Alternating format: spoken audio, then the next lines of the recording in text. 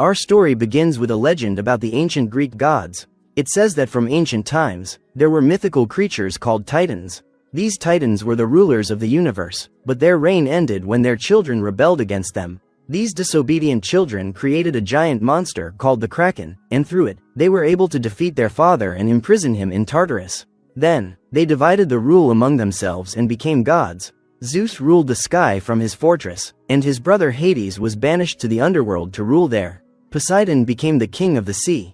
Zeus created humans in his image so that they would worship him and give him eternal life. However, humans eventually grew tired of these Greek gods and rebelled against them. At this time, a fisherman in the ocean, with his simple boat, had not caught anything in days. Suddenly, he found a coffin floating in the water. When he opened it, he found the body of a woman and a small child who was still alive. He couldn't understand how the child was alive despite the lack of oxygen inside the box. The kind fisherman decided to raise the boy as his own son. Years passed, and the boy grew up under the care of the fisherman and his wife. They also had a daughter. The boy grew into a strong and handsome young man named Perseus, and he worked with his father fishing. Perseus did not believe in Zeus and saw him as an unjust god. He felt that Zeus had brought them much suffering, and they couldn't catch any fish. But his father was a devout believer in Zeus. One day, they arrived at a city called Argos, where they saw a huge statue of Zeus standing proudly overlooking the sea. But Perseus's father felt that a disaster was about to happen. They saw a group of soldiers breaking the statue from its base, and it fell from the cliff into the water. Because of its size, it created huge waves. The soldiers were overjoyed and cheered, but suddenly the sky turned black, and flying creatures emerged from the sea. They attacked the soldiers who had destroyed the statue and defied the gods. The soldiers tried to resist, but these creatures were much stronger and killed them one by one quickly. The strangest thing was that after that, these creatures began to merge and combine, and suddenly Hades himself appeared. When he spotted the boat with Perseus and his family, he attacked it, and the boat sank into the water. Perseus managed to escape, but his family was trapped inside the sinking boat. He tried to save them, but he couldn't, and he watched his family drown before him, helpless. On the other hand, Zeus was annoyed that humans had rebelled against the gods, and he decided to punish them for betraying his love for them. Hades arrived at Olympus, Zeus's seat of power, and urged Zeus to take revenge on the humans who had destroyed his statue. He told him to let him handle them, and he would punish them, especially the people of Argos, because they had truly gone too far. He said that the gods needed human prayers to remain strong, and at this rate, they wouldn't find anyone to worship them. And remember, it's all nonsense, my friend. Anyway, Zeus agreed to Hades's plan, who believed that humans must be afraid to appreciate the blessings they had in return to worship him. At that time, the soldiers of Argos rescued Perseus from the water and took him with them to the city. When they arrived at the palace, they announced that they had succeeded in their rebellion and had destroyed Zeus's statue. Even though they had lost a lot, they felt they had won. On that day, King Cepheus held a big celebration and said that they were entering a new era and that the gods would no longer control the fate of humans. The only one who still believed in the gods in the palace at that time was Andromeda, the king's daughter. She tried to warn them against arrogance and that what they had done would have great consequences, and the gods would not remain silent. But they mocked her words and laughed, telling her that the gods' role was over, and from today, they were the gods. Suddenly, the light in the hall began to dim, and thick black smoke appeared, swirling in the middle. This smoke began to pull all the soldiers towards it, lifting them one by one into the air and swallowing them. Perseus was the only one who managed to stay on the ground and was not pulled away. A little later, the smoke turned into Hades, who was surprised that Perseus had managed to resist his power. Hades then looked towards the queen, flew towards her, sucked her life out, and turned her into a corpse in seconds. He announced that because they were defying the gods, he would unleash the Kraken on the city in 10 days. On that day, there would be a solar eclipse. He told them that the only solution for their salvation was to sacrifice the king's daughter, the princess, to the Kraken to atone for their sin of insulting the gods. Before he left, he looked at Perseus and greeted him, revealing that he was Zeus's son. This led the soldiers to arrest Perseus, and their leader, Draco, began to torture him to find out how to break this curse. They asked him to pray to Zeus to help them, but Perseus had no idea how to break the curse, and he refused to pray to Zeus because he didn't like the gods at all. He said that he actually wanted to take revenge on them because they had killed his family. In the end, he was imprisoned for a while and received a visit from someone he had never seen before named Io, who was about 1,000 years old or something. We learn that one of Zeus's brothers loved her and asked her to marry him, but she refused him, so he cursed her not to age and to remain as she was forever. Io knew everything about Perseus's past and assured him that he was destined for greatness. She told him that many years ago, there was a king named Acrisius who tried to rebel against the gods and was so arrogant about his power that he attacked Mount Olympus. Instead of destroying his army, Zeus decided to punish him more terribly. Zeus disguised himself as Acrisius and entered the queen's chambers as if he were her husband, and they had sexual relations. When the king returned to his wife, it was too late, and she was pregnant. So he ordered the killing of his wife and the child, who was Zeus's son. They put him in a coffin and took him to the top of a mountain, but before he could throw the coffin, Zeus struck him with a lightning bolt that turned him into a hideous monster, and he was condemned to live in torment forever.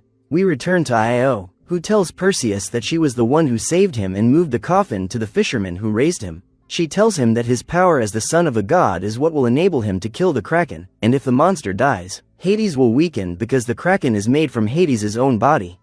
Perseus decided to help and joined the soldiers led by Draco to kill the kraken and avenge his family. They planned to go to the Stygian witches, 3 sisters who were the only ones who knew how to kill the kraken. On the other hand, Hades went to King Acrisius, who was an outcast living in the sewers.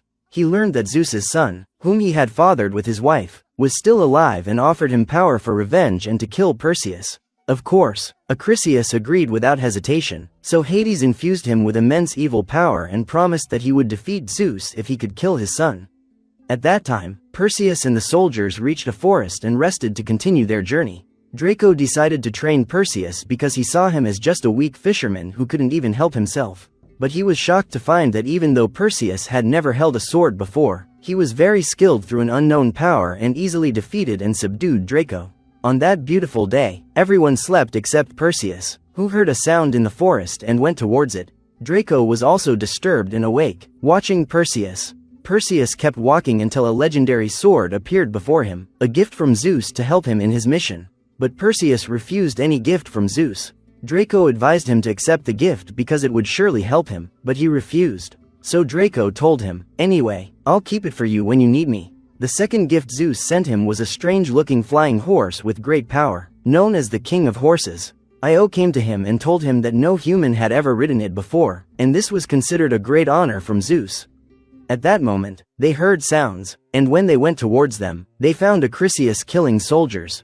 He was very powerful because of the strength he had received from Hades. He knocked Perseus down and was about to kill him, but the soldiers surrounded him and cut off his hand, so he fled into the desert. When they followed him, the surprise was that giant scorpions emerged from where his blood had fallen. With great difficulty, after many casualties, they killed 2 of them, but they were shocked to find that the scorpions they faced were just babies. Even larger scorpions appeared, and they couldn't be confronted. At the last moment, a group of jinn appeared and, with magic, controlled the scorpions and tamed them. Perseus was poisoned by a scorpion sting and fell to the ground, on the verge of death. Meanwhile, in the city, chaos erupted, and everyone prepared for the end of the world. There was a madman from the rabble who incited the people and convinced them to sacrifice the king's daughter to the kraken instead of dying.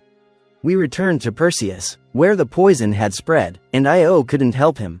But one of the jinn intervened and used magic to heal him. They learned that all the jinn tribes were on their side and had been waiting for Perseus, who would free them from evil. Then they continued their journey towards the witches. On the way, Perseus saw a strange light pulling him towards it. They tried to ignore it and continued their way through the forest, but the light was so strange that he couldn't resist and kept walking towards it until he reached a place like a large cave. As he entered the cave, he found strange creatures before him, not humans. They were huge, and each of them held a bottle in their hand. They were the 3 witches. The soldiers felt fear and froze in their places, but Perseus felt something different. It was as if these creatures had been watching him for a long time. Suddenly, one of these creatures stood before him and spoke in a terrifying voice, telling him, "You are not like them. Half human, half god."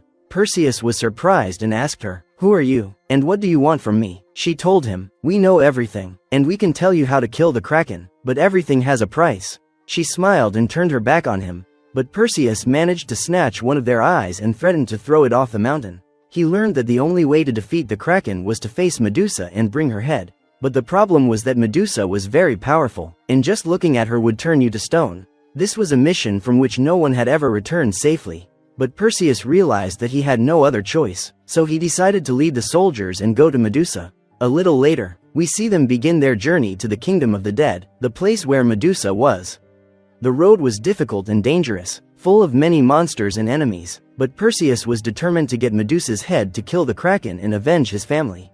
During his journey, Zeus himself appeared and offered him to come and live with him in Olympus and free him from these human wars because he was the son of a god. But Perseus refused and decided to continue his path. When Zeus found him determined, he gave him a golden coin and told him it would help him move through the kingdom of the dead and reach Medusa. Perseus continued his journey, and halfway, the soldiers began to lose hope, and many of them died in battles against the monsters they faced.